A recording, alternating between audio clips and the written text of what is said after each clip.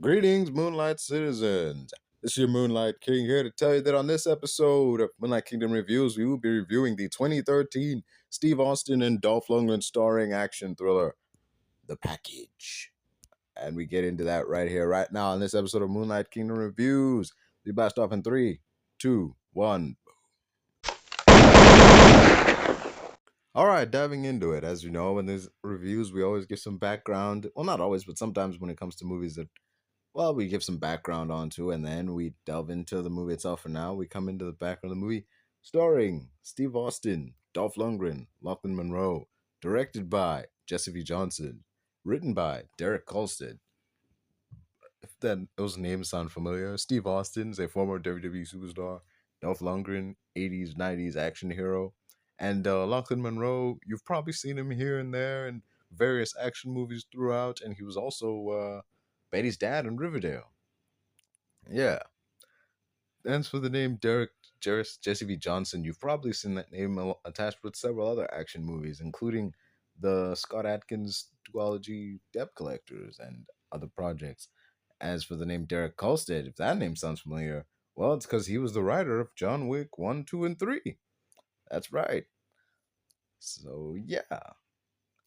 Being released in 2013, this movie, written by Derek Kolstad, starring Steve Austin, Eric Keenleysdale, William B. Davis, Jerry Trimble, Dolph Lundgren, with music by Sean Murray, produced by the Motion Picture Corporation of America, Caliber Company, and distributed by Anchor Bay Films, the studio responsible for distributing, what's this movie? Battle Royal, if I'm not mistaken. Great movie, by the way. Yeah, clocking in at around 95 minutes, and with a box office of $1,469, uh, you could argue this movie was a box office bomb, but I'm pretty sure it more than enough made back its budget in terms of its DVD sales, whatever the budget may have been. Yeah, there's the background on the movie, and now we get into the review of it all. All right, Moonlight Kingdom Reviews. Getting into this movie, The Package, 2013's The Package, not the movie that came before this with Gene Hackman and Tommy Lee Jones, or the movie that came after with that one chick from the movie Blockers and that one dude from the Halloween movies. But I don't know if he was in. I think I'm confusing the two. But anyway, is this movie an unofficial prequel to Debt Collectors and John Wick? I mean, it might be, considering the fact that it was directed by Jesse V. Johnson and was written by freaking Derek Kolstad. Derek Kolstad wrote John Wick, and he said that he liked the name Wick. He liked the name Wick. That's why the character Tommy Wick and John Wick both have the name Wick. He just liked the name. I guess he liked how it sounded. And apparently, this character Tommy Wick was originally supposed to be called John Wick, but that was changed because Derek Kolstad just sold the script that had a character in it named John Wick. So, yeah, I mean, maybe. I mean, it might be. Who knows? Maybe, just maybe, they'll explain in a later John Wick spin-off that, oh yeah, John's got a brother or a cousin elsewhere in like Washington or something named Tommy. Or maybe they won't. Maybe this will just be its own thing. Unofficial John Wick prequel? Who knows? Anyway, in this movie stars Steve Austin and Dolph Lundgren. Steve Austin plays a bouncer, well, a former bouncer turned, what's this word? Moneylender? Loan shark? A former bouncer turned loan shark named Tommy Wick, who's sent on a mission by his boss, Big Doug, deliver a special package as a way to clean his brother's slate. Well, to clear a debt that was caused by his brother who stole money from Big Doug. Brother paid by Lachlan Monroe, yeah. His brother stole from Big Doug and is currently in prison surrounded by Big Doug's guys. So Tommy has to work for him to wipe the debt and he also does it as a job because he needs the money to try, and he's also, it's that cliche thing about like, oh, I need to got one more job left to get enough money to get out of this and live a normal life type business. But yeah, Dolph Lundgren in this movie plays a character called the German, and the first time we see of him, like right away, the movie wastes no time setting up he's the bad guy, because the moment Big Doug sends Tommy off on his mission, he calls up. No, he makes a phone call, and the camera cuts to Dolph Lundgren getting the call. He tells him like, "Yeah, package is on its way." Okay, then. So it's like right away, it's established. Like, I mean, initially, one would think he's just letting him know, "Oh yeah, the package you asked for is on its way." The thing I gave Steve Austin, but like, later the movie will turn out like, "Oh, that's not the case." So yeah, we the movie establishes right away how dangerous this guy is, because, well, he goes to attend a meeting with this other boss, and the two bosses seemingly have an amicable discussion. Well, seemingly, but in reality, the other boss has his goons waiting in the kitchen with a bunch of machine guns to take out the German. So instead of that happening, he turns the tables on him, literally by like chucking a table at them, grabbing one of the guys and using them as a human shield while using that guy's machine gun to take out the rest of them. So five guys with armed with machine guns were taken out by one unarmed Dolph Lundgren.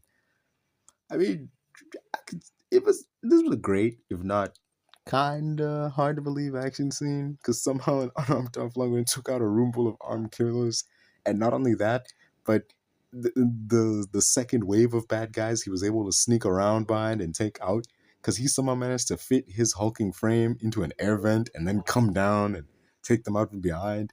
Not only that, but like, okay, this is like more believable, but he bust through a wall like RoboCop and grabbed the boss guy who tried to take him out.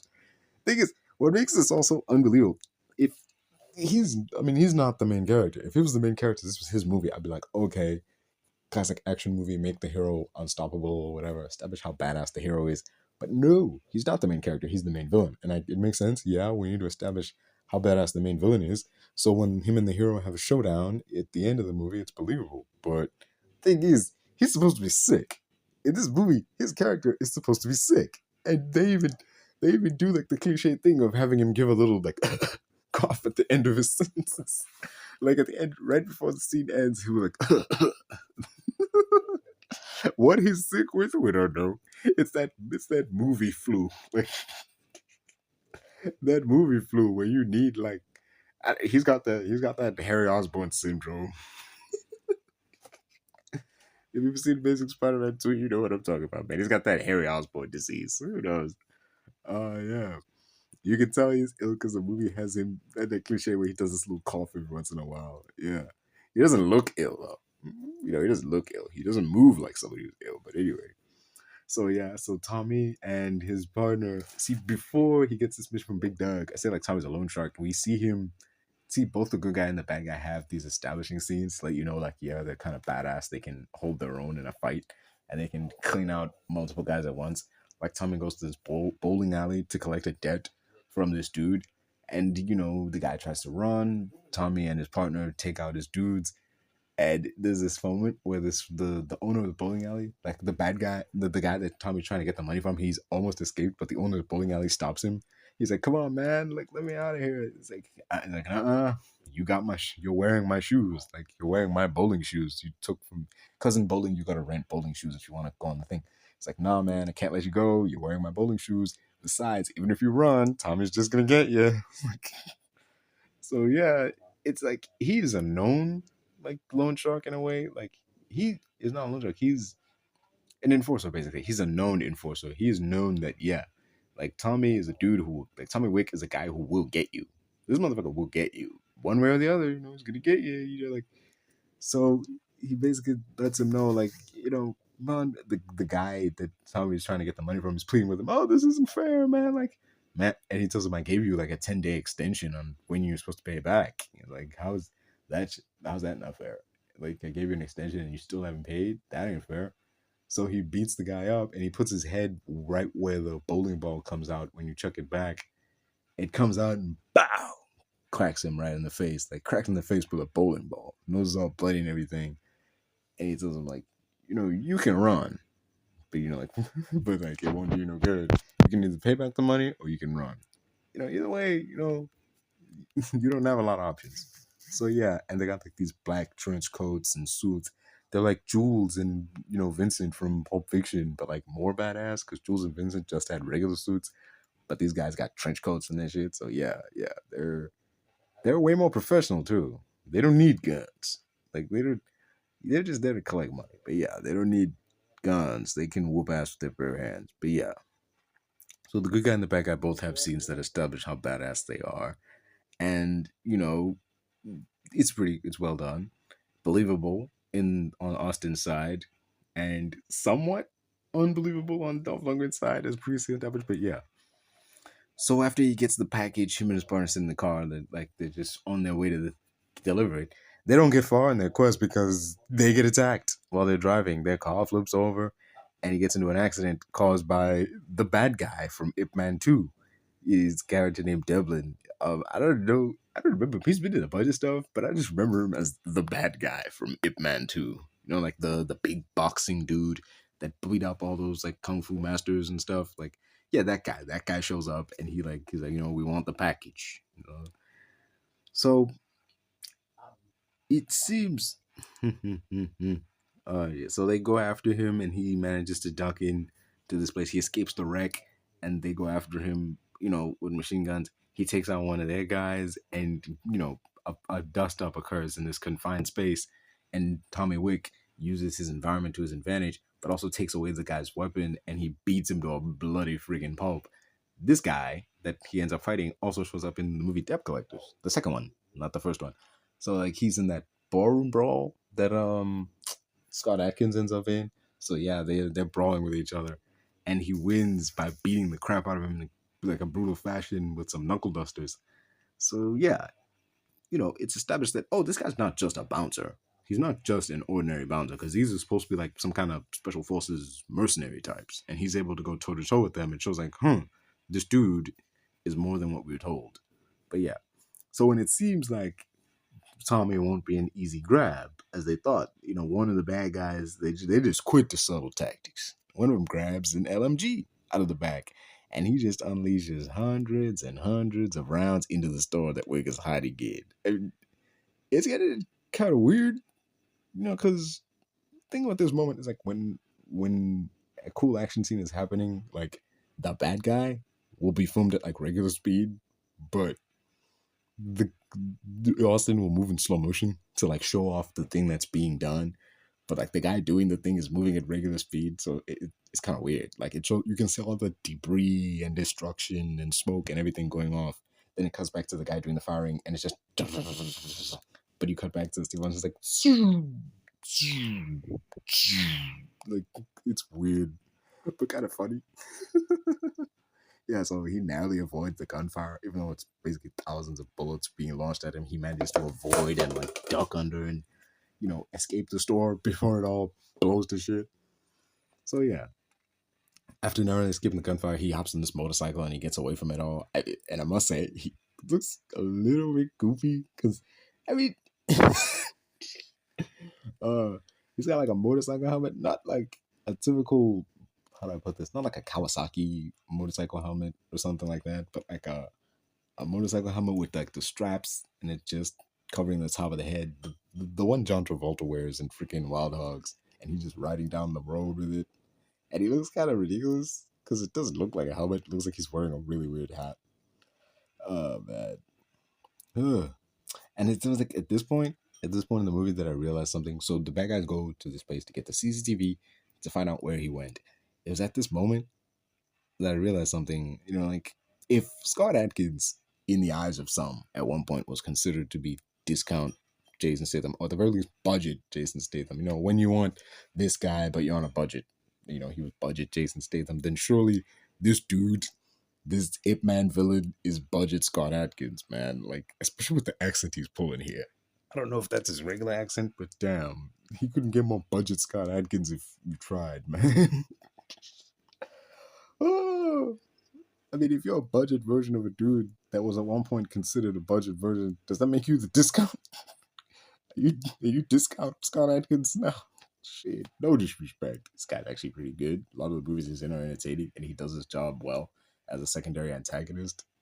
So yeah, and he's believable when he goes up against the hero. Like as this badass mercenary type, and he plays the character really well. Yeah. Anyway, the guy Devlin, the guy that he is working for wants the package because he knows that it's important to the German. These guys don't work for the German because they're actually trying to harm Wick, and like, the German wants to deliver the package successfully, and this other guy who is a rival to the German, he wants the package because he knows, okay, he doesn't know what it is. He has no idea what it is, but he knows it's important enough to, orchestrate this big ass deal. So it's like, let me get it, and that way I can get some bargaining power over the German once I have control of this package, whatever it is.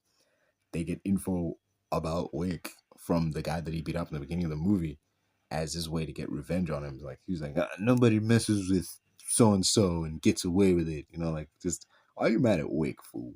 You're the one who borrowed the money. Like, you knew what you were getting into when you borrowed that money. Like, it was. They even say in the movie, like, oh, if he was smart, they asked, like, is he gonna pay up? And Wick is like, he would if he was smart. Then Big Doug is like, if he was smart, he would have borrowed it in the first place. So the guy Tommy got money from the beginning tells him everything they need to know about Wick. As he looks, he shows him info from his phone, a Nokia. What the hell? He displays this shit on a Nokia in 2013. Like, it would be really ridiculous now, but back then, man, that kind of Nokia, like, what the? Come on, dude. I mean, that was probably his actual phone. Like, no kidding, that was more likely his actual phone. Because there's no way, like, some set designer or whatever just said, hey, you know what? We should give this character a Nokia. Yeah, that's a perfect device to display all the information for our badass action hero on a Nokia. Weirdly enough, a Nokia is, well, personally, it's pretty fitting that I see it recently pop up in a movie because it's making a comeback. Oh, yeah. The Nokia is coming back around. Big old reboot slash sequel. Not like a new brand of Nokia. They're making a sequel to one of their older models, 3310, I think. But yeah, it's coming out sometime next year, maybe. I know it looks just like the other one, but like better. They kept this design very similar, but you can tell it's gonna have a lot of modern features inside it. Well, as many modern features as can fit in a Nokia. But yeah, moving on. So yeah, scene then cuts back to Dolph Lundgren, see what he's up to lately, and this movie hits the bad guy listens to music while torturing someone cliche. Also, bad guy listens to classical music cliche. Also, bad guy does something mundane like right before he does something horrible cliche, like he to show like he's numb to this kind of thing. Like he's standing there making a smoothie, talking about fruits and stuff. While Beethoven is playing in the background, and this dude is bleeding out in a chair that he's tied to, like right behind him. So, what the heck? He then describes in great detail, like how he's gonna gut the guy and like why he's gonna gut the guy. And not only that, but when he's done, he's gonna pay a visit to the guy's house, and he's gonna turn his attention to the people living there. And like almost right away, the guy gives up who he is, who he's working for, why he's trying to take him out. And you can tell by the look on Dumbledore's face. On the German's face, he was kind of disappointed, like when the guy gave up so quickly, because deep down he really wanted to take his time with this guy. He wanted to put him through all this pain. It's like, damn, man, you couldn't hold on for like a minute, dude. Just, man, let me get one knife in you. You had to just, at the moment I threatened your family, you immediately chicken out. Damn. He just got his. He looked kind of dejected, you know. And of course ends the scene with a little remind us he's sick. So back the guy the dude is working for is also the guy that Budget Scott Adkins is working for, and he gets a tape sent to him from the German. It's a tape of what happened to the people he sent after him, how he took them out, and they even point out in the movie. I was watching the movie and I'm thinking to myself, man, this guy's pretty like spry for a guy who's supposed to be sick, and they even point that out in the movie when they watch the tape of him taking out the henchman, and one guy's like, "You've got some kind of moves for a guy who's supposed to be sick." Uh, like even in the tape, not just in the scene that played before that, but even in the tape that he sent to them, he looks right into the camera and he's like, but yeah, whew, damn. Afterwards, after that, we cut back to like Tommy Wick. He's in like a bathroom.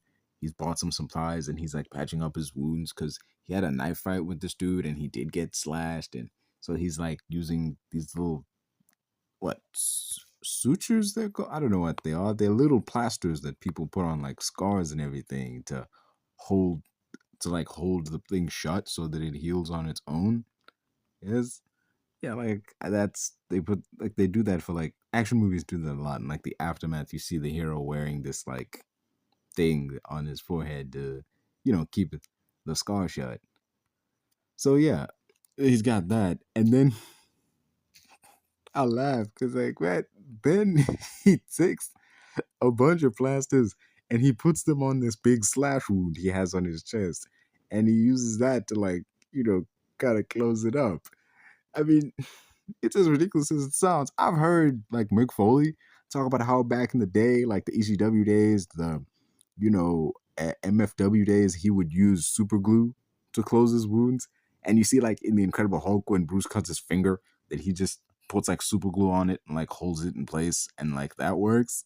So I don't know a lot about scars, but I'm pretty sure they would require stitches for you to properly close up. But then again, I mean, Foley closed his barbed wire cuts with super glue and tape, and that stuff ended up healing way better than the cuts he got fixed with stitches in a hospital. So what do I know? Okay, so after the man plays operation on himself, he calls up Big Doug and he tries to get out of this deal. He tries to like, man, like, send somebody else, get someone else to deliver the package. I might be in way over my head with this stuff. And I respect that. I respect that, dude, as badass as he is like, man, like I am unarmed. I'm being chased by goons with LMGs. And, this is insane. Like I might be in over my head with this stuff. You need to send someone more equipped for this job. So I like this because a normal person would do that. Realize they're in over their head and realize, this money would mean a lot, but it's not worth dying for. So Big Doug gets Tommy to keep at the job by threatening to like slash his pay to account for like not finishing this job, which would then leave him unable to pay the installments needed to keep his brother safe. And he would also not have enough money to take care of his family because his job ain't paying much, plus with the installments he has to make. So like, damn, you miss the installments, and it's like, I might need to, send more to my guys, and they'll pay a visit to your brother in jail. So it's like, damn. He agrees to keep on the job as a way of, look out for his brother and keep his job, and the pay will be good. His debt will be wiped clean after this job, and he should be able to walk away. But anyway, the fight scenes in this movie are well staged with like good use of environment. And for starters, I know who's who. I know who is where. They're easy to follow.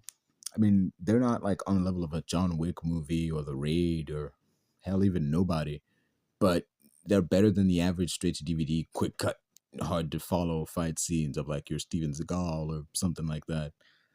And, there's a scene where he was fighting this dude, this like fast dude was like kicking, who was kicking and he was kicking and whatever using martial arts, and he beats the guy. He doesn't just suddenly able to block and counter everything, but no, Tommy Wick in this fight is a bigger dude. He's the stronger dude. And this other guy is smaller, but he's fast. And he's able to land these quick kicks and punches. So Tommy is able to,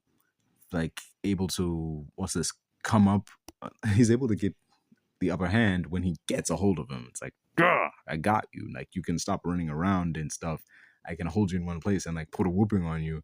And when he starts, he doesn't stop. Like, he really puts a whooping on this guy. Like, opens a can of whoop ass on this dude. What? And to the point that the guy's like begging, like, please, man, please. Like, that's how bad he whoops this guy. So yeah. But the henchmen he escaped from in the beginning sneak up on him and they zap him and they hold him hostage.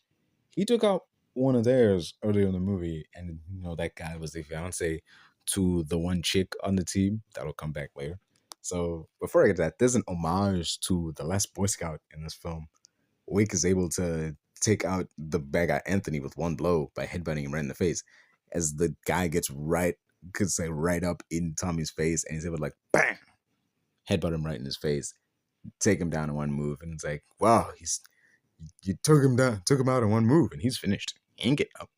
He ain't getting up from that. Like, just like the guy in last Boy Scout, hit by Bruce Willis. But like, yeah, he knocks him down and he falls down right in front of his henchman with the chrome MP5.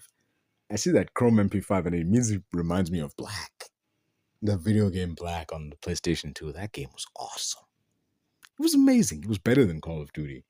Man, I wasn't playing Call of Duty back then, but like once I did like start playing Call of Duty and I was able to compare the two, I'm like, man, I enjoyed Black way more. There was so much like destructibility if that's even a word. The guns looked amazing when they fired. They like had a great sound to them. It was this ain't the review of Black, but like maybe one day, maybe one day, but not today. Anyway, so yeah, the chrome machine gun reminded me of Black because when you'd finish the game, you would like get chrome weapons, and they were like unlimited ammo. No. You had to collect parts, I think. Yeah, you had to collect parts that were all over the map, I think. Or is that just Max Payne? I get these confused. Max Payne had golden guns, this had like chrome guns, whatever. Moving on. So yeah, we move on from the scene of the chrome MP5, cool looking gun, but like, offers you no tactical advantage to have your gun be chrome, other than making it painfully obvious if you shoot somebody who shot them. But yeah, up till now, all we've known about Wick, Tommy Wick, is that he's a no nonsense guy who takes his work seriously and he loves his family. But in this scene where he's like tied up and he loosens up a little, he shows like he's got more of a personality to him. I think at this point they realize, our guy's kind of uninteresting. Let's have a moment that shows like what kind of guy he is. Like he's got a sense of humor about him, so that's it.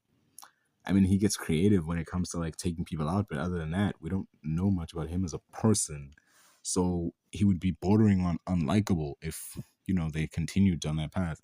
So you have this moment where he's hitting with these wisecracks, like, oh yeah, so Devlin explains how skilled one of his crew is at torture, and like how she's gonna make him miserable, and then Wick just comes back with, "Sounds like one of my ex-wives." And when he's asked where he learned his skills, like where he learned to fight, where he learned to handle weapons, Wick replies with, "I took an online course." When the female chick, like who's gonna torture him, she kills the MP5 guy by suffocating him with her legs. He says, "I'd clap, but I'm all tied up." Oh, man, death by snoozer. Who knows? What a way to go. So she like starts, she wants to torture him. She wants to like torture him. She's not gonna kill him. She's not gonna kill him because like the Dolph Lundgren guy, he wants him alive. They weren't working for him before, but like after Wick took out their boss in one blow, it's like, well, guess we'll give him to the German. Like we don't know what to do with him now. Our meal ticket just went down, so I guess the German's we're gonna have to wait for him now. So like, so the budget Scott Adkins says, make sure he has a pulse, okay? It's like, do what you want, but don't unalive him. So yeah. So she's about to torture him, and he starts making her mad, pointing out like how he gets mad when he tells about how her fiance died. He's like, he died like a little bitch, he died screaming, like just, and he's trying to provoke her, and she asks, like, are you trying to provoke me? And then he just comes like with, no, I'm just telling you, he died like a bitch. That made me laugh. This movie made me laugh right here. Like man, like, and this gets her so mad that she like tries to throttle him, and he gets like so, she gets so close that he's able to reverse, like like attack her and free himself and all that. Like it's pretty funny to watch, but like, oh wait, she even says in the movie like, you're trying to like make like upset me. And he's like, you think? Man, the plot armor is strong with this one, man. As the chick, she picks up the chrome MP5 and she fires it at him, and he's not that far away, but she misses every shot. Every shot is a miss. Like, and it gives him enough time to grab a gun and take her out in slow motion. Oh man. So he takes out everybody. Everybody except the one dude, like this one black guy, the guy who pulled the LMG. He even takes out, Budget Scott Adkins. He drowns him in a swimming pool. It's like a fight between Gurney and Batista's character in Dune. It's a good fight, but it's not very long because the film has another fight coming up, and it would kind of sap all the energy if they had another long drawn out fight here.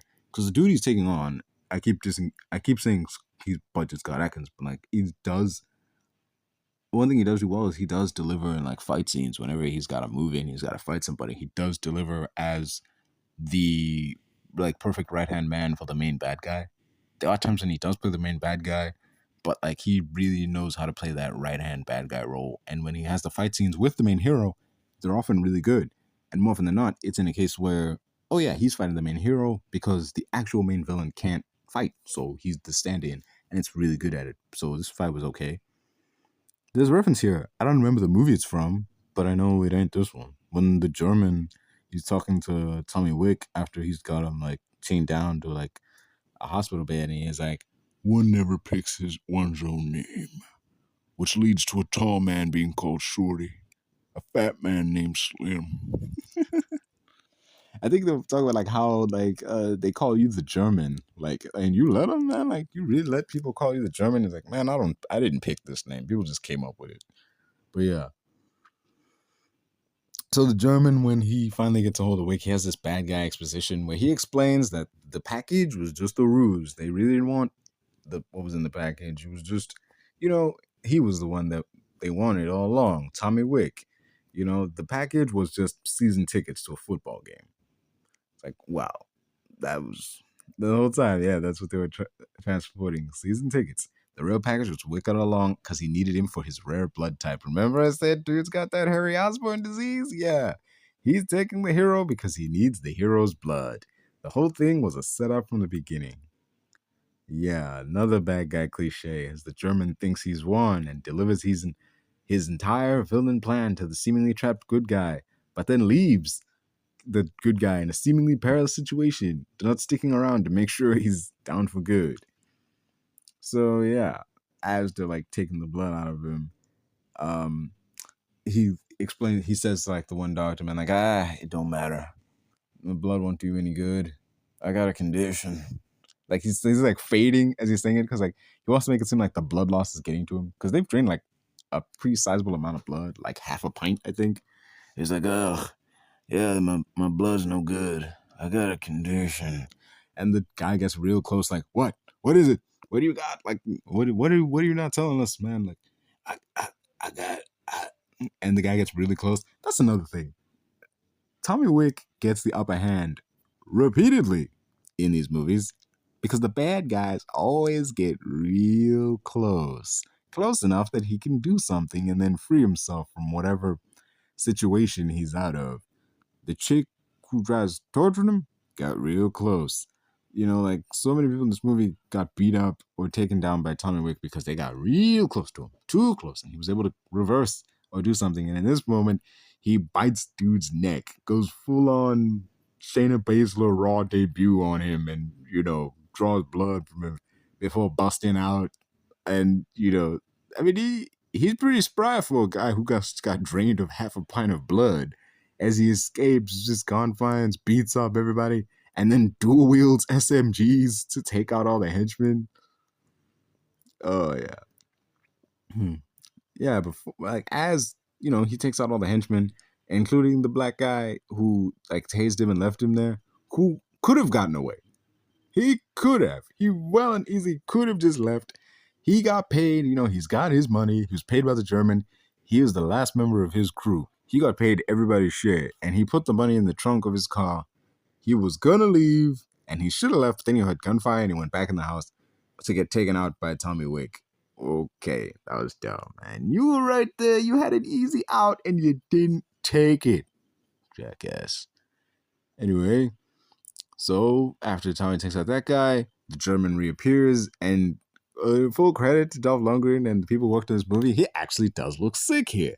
He actually does look sick in the third act because he's not wearing his sharp suits anymore. He's like wearing a robe, and his face does look like, his eyebrows kind of look his eyebrows, not his eyebrows, his eyes kind of look sunken in, and he does look like kind of pale. So it's okay. Still doesn't stop him from moving pretty spry. Like there's both, they both have a bit of a disadvantage because Tommy Wick has had blood drained from him. The German is kind of ill, suffering from his Harry Osborn disease. And they're they're fighting. He hits Tommy hits a Samoan drop at some point in the match, not in the match, in the fight. And they're brawling all over the house, and they're throwing punches back and forth, tucking each other. And there's a moment where it genuinely seems like, oh damn, the German might actually win here. And until he tosses Wick. But the thing is, they both go down. Thing is, yeah, as long as the fight had stayed standing, I think the German could have got the upper hand. But because the fight went to the ground, like they both went down, he was more vulnerable because it would have taken him longer to get back up. And that's what allowed Tommy to get the upper hand and like ground and pound him. And in the end, what was I saying? Oh yeah, action movie cliche. The end of the fight, like the hero says a one-liner after taking out the bad guy, and so after he pummels like the German and tries to walk away, the German grabs a gun and he's like, "Oh, there ain't no rules in this game, Tommy." But then he picks up a machine gun and shoots the German, and he comes like with, "Got that right, jackass." And he walks away, gets in the car that the one henchman was riding in with the money in the back, and drives off. And he drives off after finding out, like, yeah, Big Doug sold you out. The German told him everything, So he goes straight back to Big Doug's place to take, deal with that. And at this point, the score becomes all booming, like an epic it kind of reminded me of Samoa Joe's theme when he was with WWE, like a more orchestral, booming version of that, an epic version of that. And he wants to confront Big Doug for selling him out. I'm surprised he didn't kill him, though. They just have this amicable discussion. It's like, yeah, I sold you out, man. But thing is, if it was tough times around here. If I didn't sell you out, the German would have just showed up and taken you and then taken me out too for refusing to work with him. Plus, I really needed the money he was willing to pay for you. It's like, it really was just business. It wasn't personal. I actually do respect you as an employee and all this stuff. And Tommy Wick understands. He does get it. Like, well, them's the breaks. It's kind of like John Wick in a way. When Winston shoots him and you like falls off a roof and stuff, he understands. Like, well, John, it really was just you or me. And in like the end of chapter 2, when he basically sticks the dogs on him, he does lay out like, man, I have to do this. I don't want to do this, but I have to. You broke the rules. Them's the rules, kid. You knew the consequences when you were coming in. That's just how it works. But when they meet up again, there's no hate, there's no animosity. It is understood that, yeah, that was just business, something that had to be done. Neither of us wanted it to be done, but it had to be done. And that was good, So in the end, he's out of it. He's permanently out of the life. He visits his brother in prison again. And all of, Big Doug's guys have backed off. The slate's clean. He's able to finally move on. He's finally able to be free. Yeah, and he gets the money that he took off the hitman. So yeah, now he's free of the brother's debt. He no longer has to work for Big Doug, and he gets a healthy chunk of change to walk away with. So yeah, that's the whole movie. If I had to give a final rating to this movie, I would give it a 6 out of 10. It's got elements from other great action movies in it, yet they come together here, and it only makes a good action movie. The score was barely noticeable in the beginning, but like as the movie kicks into the third act, it does take over and it does add to a lot to the action scenes. Um, yeah, got better as the movie went on. The same thing with the movie itself. Like it started off like fairly normal, like and even the character himself, he started off as like just a guy, just a regular bouncer. But as the movie went on, and the action began to pick up, the fight scenes began to pick up. He became more of a typical action hero as opposed to just a regular guy. The action went from just a bunch of guys shooting at him to like, people coming at him like knuckle dusters and knives and all this stuff. There's this natural escalation to it. They seemingly saved the true action hero stuff of him dual wielding SMGs and being this seemingly unstoppable badass for the third act. And, Austin in this movie when he was Wick in the beginning of the movie and he had like these baggy coats and, he was layered up and stuff. He looked like a regular guy, seemingly like suffering from like not suffering from anything, but he was seeming like, yeah, he's been in this. You can tell he was playing a dude who's like been in this business for a long time, and it's wearing down on him. But by the end of the movie, he's like big and like jacked, and his arms are all veiny and stuff, and he's kicking all the ass. It was basically there were these little affirmations he was giving himself at different points in the movie where he would look in the mirror. He was basically saying like, you're still here, you still got it, man. Like you still got it. You ain't washed up yet, man. You can still dish out and open up a big fat can of whoop ass when the moment calls for it. But anyway, yeah. Uh, it really began to pick up and become what you would expect of this kind of action movie once he accepted, like, I gotta deliver this package, not, I can't just pass it off to someone else. It has to be me. And not to mention, I mentioned he seems like a regular guy. He gets more dangerous and more effective as the movie goes on. Kind of like a video game, because like in a video game in the beginning, you are just a regular person, depowered. You don't have a bunch of weapons to you. But then as the story goes on, you do get access to more dangerous weapons. You do get better skills and everything.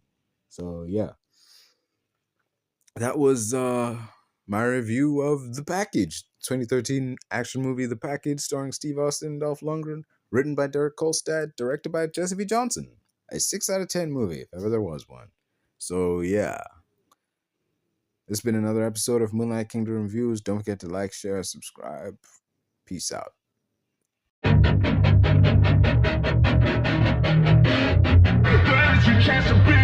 Hey kid, don't ever let them get inside your head. They'll tell you what to do in life instead of everything you know that you can get. Don't let them guide your life towards regret.